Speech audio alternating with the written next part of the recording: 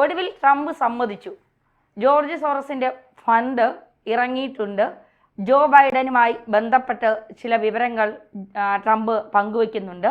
മാത്രമല്ല മോദി സർക്കാരിനെ അട്ടിമറിക്കാനുള്ള ശ്രമങ്ങൾ അവിടെ ഇരുന്നു കൊണ്ട്, അതായത് ജോർജ് സോറസ് അവിടെ അമേരിക്കയിൽ ഇരുന്നു കൊണ്ട് ഇന്ത്യയിൽ അതിൻ്റെ ചങ്ങലകൾ ഇരുന്നു എന്നുള്ള വിവരങ്ങളാണ് പുറത്തു വരുന്നത്. അതിൽ ആരൊക്കെയാണ് ഈ ഫണ്ട് ഉപയോഗിച്ച് കാര്യങ്ങൾ ചെയ്ത മാധ്യമ പ്രവർത്തകർ, രാഷ്ട്രീയ രംഗത്തുള്ളവർ എന്നതിൻ്റെ പൂർണ്ണ വിവരങ്ങളാണ് മീഡിയ മലയാളം പുറത്തുവിടുന്നത്. എന്താണ് അതുമായി ബന്ധപ്പെട്ട വാർത്തകൾ? അതായത് നരേന്ദ്രമോദി അമേരിക്കയിലേക്ക് പോയപ്പോൾ അവിടെ ട്രംപിനെ കണ്ട് വളരെ വിശാലമായ കൂടിക്കാഴ്ച നടത്തി. ഇലോൺ മസ്കുമായിട്ട് കുടുംബവുമായിട്ടും കൂടിക്കാഴ്ച നടത്തി. അതിനിടയിൽ ഈ പറയുന്ന ആളുകളെ കുറ്റവാളികളെ കൈവലം കിട്ടൂ കാൽവലം കിട്ടൂ എന്ന് പറഞ്ഞ് കരച്ചിൽ ഒരു ഭാഗത്ത് ഇവിടെ തുടങ്ങുന്നുണ്ടായിരുന്നു. ഇതൊക്കെ ഉള്ള സമയത്തിനിടയ്ക്ക് നമ്മുടെ പ്രധാനപ്പെട്ട മലയാള മാധ്യമങ്ങളിൽ ഒരു വാർത്ത പ്രത്യക്ഷപ്പെടുകയാണ്. ആ വാർത്ത ഇങ്ങനെയായിരുന്നു: ഈ ഇന്ത്യയിലെ ജനാധിപത്യ പ്രക്രിയയ്ക്ക് അല്ലെങ്കിൽ ജനാധിപത്യ പ്രക്രിയയെ ആഘോഷമാക്കാൻ ഏറ്റവും വിപുലമായും സുതാര്യമായും നടത്താൻ വേണ്ടിയിട്ട് ഇവർ കൊടുക്കുന്നു. അതായത് ഇന്ത്യയിലെ വോട്ടേഴ്സിന് വോട്ട് ചെയ്യുന്ന ആളുകളെ കൂടുതൽ അതിനെപ്പറ്റി ബോധവൽക്കരിക്കാനും മറ്റു കാര്യങ്ങൾക്കുമായിട്ട് ഉപയോഗിക്കാനെന്നുള്ള ഫണ്ട് എന്ന വ്യാജേന ഇവർ കൊടുക്കുന്ന ഫണ്ട്, അമേരിക്ക കൊടുക്കുന്ന ഫണ്ട്, അത് പെട്ടെന്ന് നിർത്തലാക്കി. $21 ബില്യൺ ആയിട്ടുള്ള ഈ ഫണ്ട് പെട്ടെന്ന് നിർത്തലാക്കി. ഇതാണോ മോദി അമേരിക്കയിൽ പോയിട്ട് മോദിയുടെ പ്രിയപ്പെട്ട ഫ്രണ്ട് നിർത്തലാക്കിയത് എന്ന് ചോദിച്ചു. എന്നിട്ട് വേറൊരു കാര്യം കൂടെ പറഞ്ഞു. ഇങ്ങനെയാണ് തെറ്റിദ്ധരിപ്പിക്കുന്ന വാചകം. അതായത് ഈ തെരഞ്ഞെടുപ്പ് അട്ടിമറിക്കാൻ ശ്രമിച്ചു,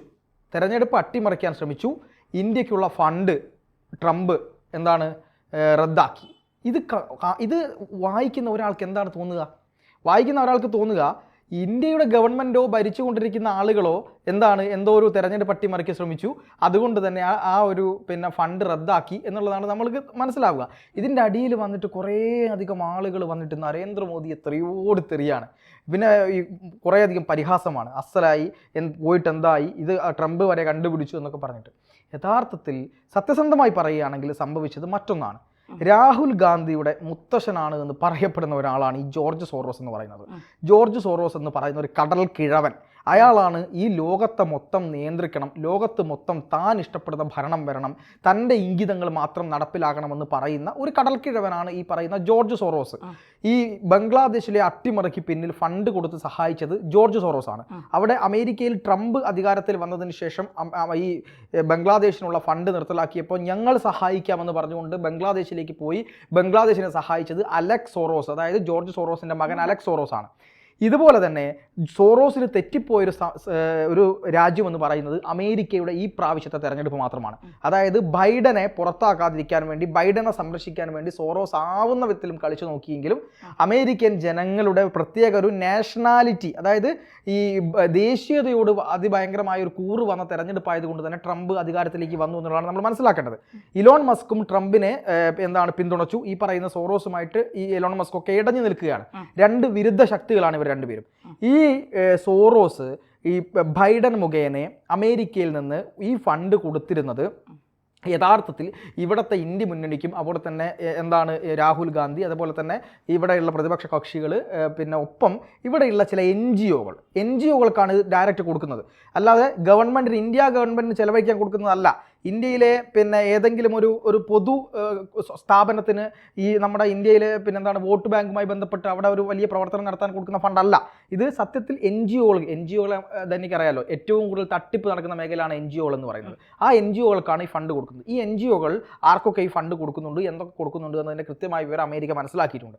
അപ്പോൾ ഇവർ ചെയ്തുകൊണ്ടിരുന്നത് ഇവിടെയുള്ള പ്രധാനപ്പെട്ട ചില വ്യക്തികൾക്ക് ഈ ഫണ്ട് കൊടുക്കുന്നു, ചില യൂട്യൂബർമാർക്ക് കൊടുക്കുന്നു. വളരെ പ്രധാനപ്പെട്ട ഒരു യൂട്യൂബറുണ്ട്, അദ്ദേഹം ഈ ജർമ്മനിയിൽ കൊണ്ടാണ് നിരന്തരമായി നരേന്ദ്രമോദിക്കെതിരെയൊക്കെ വീഡിയോകൾ ചെയ്തുകൊണ്ടിരിക്കുന്നത്. ഈ യൂട്യൂബറുടെ അക്കൗണ്ടിലേക്ക് കോടിക്കണക്കിന് രൂപ അമേരിക്കയിൽ നിന്ന് ഈ എൻ ജി ഒ വഴി പോയി എന്നാണ് കണ്ടെത്തിയിരിക്കുന്നത്.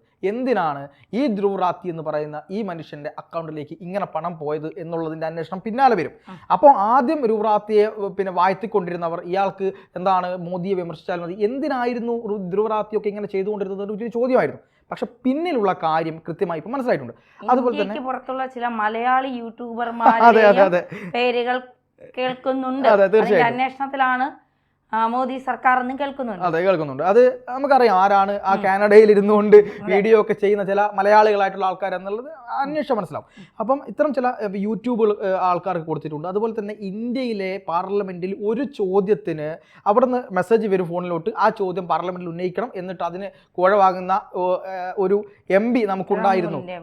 അതെ, തൃണമൂലിന്റെ MP നമുക്കുണ്ടായിരുന്നു എന്ന് പറയപ്പെടുന്നത്. അത് വലിയ പ്രശ്നമായി ഉണ്ടായിരുന്നു. അതിനെ അയോഗ്യയാക്കപ്പെട്ടിട്ടുണ്ട് ആ MP. വീണ്ടും മഹുവ മൊയ്ത്ര എന്ന് പറയുന്നത് ഈ പറയുന്ന പിന്നെ എന്താണ് മമതയുടെ ഉറ്റ ആളാണ്. അതായത് ഹിന്ദുത്വത്തിനെതിരെ നിരന്തരമായി കാര്യങ്ങൾ പറയുകയും കാവ്യവസ്ത്രം ഹിന്ദു ഫോബിയ വളർത്തുകയും ചെയ്യുന്ന ഒരു MP. അതാണ് മഹുവ മൊയ്ത്ര. അവർ നാവെടുത്ത ഇത് മാത്രമേ പറയത്തുള്ളൂ. അവർക്ക് ഇത് പോയിട്ടുണ്ട്, ഈ ഫണ്ട് പോയിട്ടുണ്ട് എന്ന് പറയുന്നുണ്ട്. അതുപോലെ തന്നെ ഇന്ത്യയിലെ ചില പ്രധാനപ്പെട്ട യൂട്യൂബ് ചാനൽ ആങ്കർമാർ, അതെ, ഈ പിന്നെ അയൂബിന് പോയിട്ടുണ്ട്. അതുപോലെ തന്നെ ചില ചാനലുകൾക്ക് പോയിട്ടുണ്ട്. സുചിത്ര വിജയന് ഈ ഫണ്ട് പോയിട്ടുണ്ട്. സുചിത്ര വിജയൻ എനിക്ക് തോന്നുന്നു കുറച്ചും കൂടെ ഓർഗനൈസ്ഡ് ആയിട്ട് കുറച്ച് കാര്യങ്ങളൊക്കെ ചെയ്യുന്ന ഒരു പുള്ളി കൂടിയാണ് സുചിത്ര വിജയൻ എന്ന് പറയുന്നത്. അവർക്ക് ഈ ഫണ്ട് കൊടുത്തിട്ടുണ്ട്. ഈ പറയുന്ന ഫാക്ട് ചെക്കിംഗ് സംവിധാനം, ഈ പലപ്പോഴും നമ്മൾ ഫാക്ട് ചെക്കിംഗ് സംവിധാനങ്ങളെ ഉപയോഗപ്പെടുത്താറുണ്ട് ഒരു വാർത്ത ശരിയാണോ എന്നറിയാൻ വേണ്ടിയിട്ട്. അപ്പോൾ ആ ഫാക്ട് ചെക്കിംഗ് പ്ലാറ്റ്ഫോം കറക്റ്റ് അല്ലെങ്കിൽ നമുക്ക് തെറ്റായ വിവരങ്ങളാണ് കിട്ടുക. അപ്പോൾ ഈ മീഡിയ വണ്ണൊക്കെ മിക്കവാറും ഫാക്ട് ചെക്ക് ചെയ്തുകൊണ്ടിരുന്നത് ഈ പറയുന്ന ഇവരിൽ ഉള്ള ഈ ഫാക്ട് ചെക്കിംഗ് സംവിധാനത്തിലൂടെ ആയിരിക്കാമെന്നാണ് ഞാൻ ഇപ്പോൾ മനസ്സിലാക്കുന്നത്. ഇവരുടെ ഒരു ഓർഗനൈസിങ് നോക്കൂ. കൃത്യമായി ഫാക്ട് ചെക്കിംഗ് പ്ലാറ്റ്ഫോം തുടങ്ങുന്നു, കൃത്യമായി യൂട്യൂബ് ചാനലുകൾ തുടങ്ങുന്നു, അതുപോലെ തന്നെ MP-മാരെ വിലക്കെടുക്കുന്നു. ഇതിലൊക്കെ കൂടി ഇന്ത്യയുടെ ഭരണം വീണ്ടും തിരിച്ചിടാനുള്ള ശ്രമം സോറോസിന്റെ ഭാഗത്ത് നടക്കുകയാണ്. ഇത് മാത്രമല്ല നടന്നത്, ലിറ്ററേച്ചർ ഫെസ്റ്റിവൽ നടത്തുക, ലിറ്ററസി ഫെസ്റ്റിവൽ നടത്തുക. അത് രാജ്യത്തിനകത്തും രാജ്യത്തിന് പുറത്തും നിരന്തരമായ ലിറ്ററേച്ചർ ഫെസ്റ്റിവൽ നടത്തിയിട്ട് ഈ യുവതയ്ക്ക് ഏറ്റവും കൂടുതൽ ഈ പുരോഗമനത്തോട്, വായനയോട്, അതിലെ കാര്യങ്ങളോട് ഇതൊക്കെ ചർച്ച ചെയ്യാൻ ഭയങ്കര ഇഷ്ടമാണ്. ഇതിനിടയിൽ കൂടി ഇസ്ലാമിസം തിരികുക എന്നൊരു പരിപാടിയുണ്ട്. അത് പലപ്പോഴും നമ്മുടെ കേരളത്തിലടക്കം നടക്കുന്ന പല ലിറ്ററേച്ചർ ഫെസ്റ്റിവലിൻ്റെയും ഫണ്ടുകൾ കൊടുക്കുന്നത് ആരാണ് എന്നതൊക്കെ കേന്ദ്ര ഗവൺമെൻറ് വളരെ കൃത്യമായി ആലോചിച്ച് അന്വേഷിച്ച് കണ്ടുപിടിക്കേണ്ട ഒരു കാര്യം തന്നെയാണ്. കാരണം പല ലിറ്ററേച്ചർ ഫെസ്റ്റിവലിലും ഹിന്ദു വിരോധം, ഹൈന്ദവ വിരോധം കുത്തിവെക്കാനുള്ള മനഃപൂർവ്വമായ ശ്രമങ്ങൾ നടക്കുകയും, പക്ഷേ ഇസ്ലാമിസ്റ്റ് ഇപ്പം ഒരു ഹൈന്ദവീയമായ ഒരു മതത്തിൽ ഒരു പ്രശ്നം നടക്കുന്നുണ്ടെങ്കിൽ അതിനെ വിമർശിക്കണം, അതിനെ എതിർക്കണം, അത് തെറ്റാണെന്ന് പറയണം, അത് അന്ധവിശ്വാസമാണെങ്കിൽ അന്ധവിശ്വാസമാണെന്ന് തന്നെ പറയണം. പക്ഷേ അത് മാത്രമേ പറയുള്ളൂ. മറ്റൊരു ഞാൻ പേരൊന്നും പറയുന്നത് മറ്റു മതങ്ങളുണ്ടല്ലോ, ഇവിടെ സെമിറ്റിക് മതങ്ങളാണ്, മറ്റു മതങ്ങളുണ്ട്. അവിടെ നടക്കുന്ന ഒരു തെറ്റായ കാര്യങ്ങൾ പറയാതെ ലിറ്ററേച്ചർ ഫെസ്റ്റിവൽ നടത്തി പോകുന്ന പല ലിറ്ററേച്ചർ ഫെസ്റ്റിവലിൻ്റെ ആളുകളുമുണ്ട്.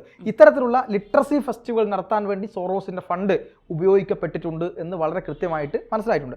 വേറെ ചില പേരുകൾ കൂടെ ഉണ്ട് അല്ലേ? വാഹിം ഖമീദ്, പിന്നെ ജിയോജിത് പാൽ, ഇങ്ങനെയുള്ളവരുടെ പേരുകളൊക്കെ ഇതിൽ കേൾക്കുന്നുണ്ട്.